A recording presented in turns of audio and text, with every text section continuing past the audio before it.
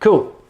Question number 2 is from Matt Watson, and he says, I'm being pigeonholed as just another singer-songwriter when I'm really not. How do I deter this assumption further? An interesting question, because Matt's saying, I don't feel like I am a regular singer-songwriter. I feel like I've got more about my game, but I keep getting pigeonholed as that. So what I would say is, your assumption versus everyone else's assumption is quite big here, because other people are assuming that you're a singer-songwriter. What is it that you're putting out there at the moment, content-wise, that allows people to have that opinion? And so what are you going to do differently? So for example, what is it, when you say that you're not just another singer-songwriter, what is it that makes you different? Because you're obviously not getting that across. Now this is marketing. So when we talked earlier on about, the art versus the marketing, this is you getting your story across. And this is why the story, the story isn't just telling a tale. The story is how we sell things. The story is your entire journey and why people will buy into it. So what is it that sets you apart? I would say that 9 out of 10 artists and bands that I check out aren't telling their story anywhere near enough at all.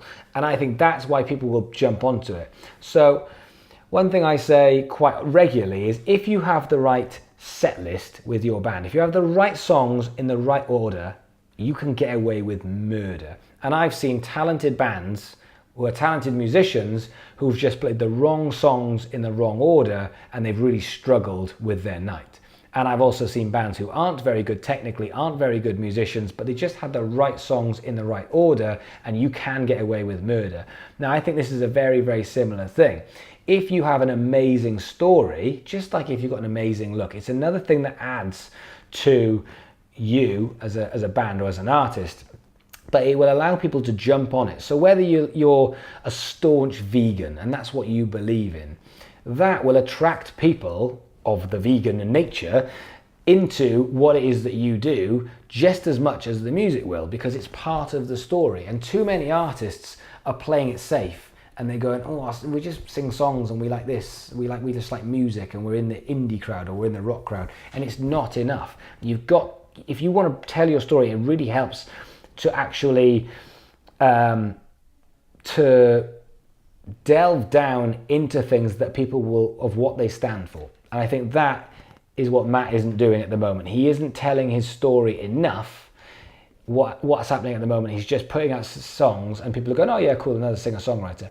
If you are different, if you are being pigeonholed as another singer-songwriter, then you're either not telling your story well enough, or maybe you are just another singer-songwriter. So what is it that you're going to do to make you that different? So at the moment, what you're seeing and what everyone else is seeing are two different things. Your job is to actually get that message across, I would suggest, with what you stand for, stories. So here's an interesting thing on that.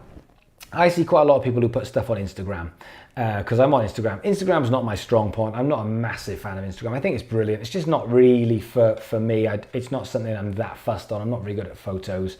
I really love the video thing, and I really love Facebook and YouTube. But Instagram is something I like. I go along with it, but I watch. But I definitely see that people will put a picture of their band on, and then there won't be much of a write-up. And I think you're really missing a trick, because I think everything's got a story. Everything. I think the history of the band's got a story that most people don't know about. The history of each song has got a story.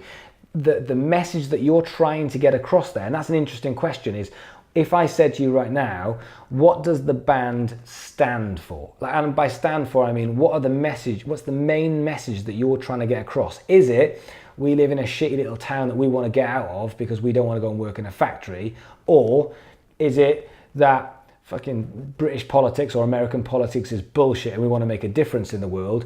Or is it, we just want to get fucked off our faces every single night? Doesn't matter which one it is, but are you getting these messages out to people so that the people who believe in that message will jump in there with you and stand for that with you?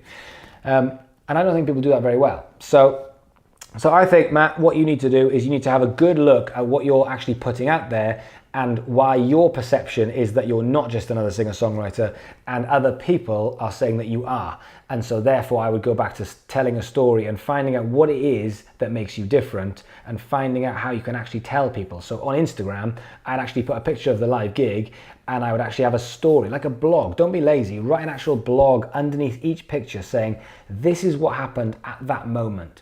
You know, this is, you know, on Thursday we played our biggest gig at this venue and this happened and we were really proud of all the people who turned up and we got to rock out and we're going to give some money to this charity or whatever it's going to be that tells a story past just picture, which is what I see on a day-to-day basis on Instagram. So delve down into more stories, but you've got to tell your story and you've got to get this across to people of why it is you think you're different, because at the moment it's not being picked up.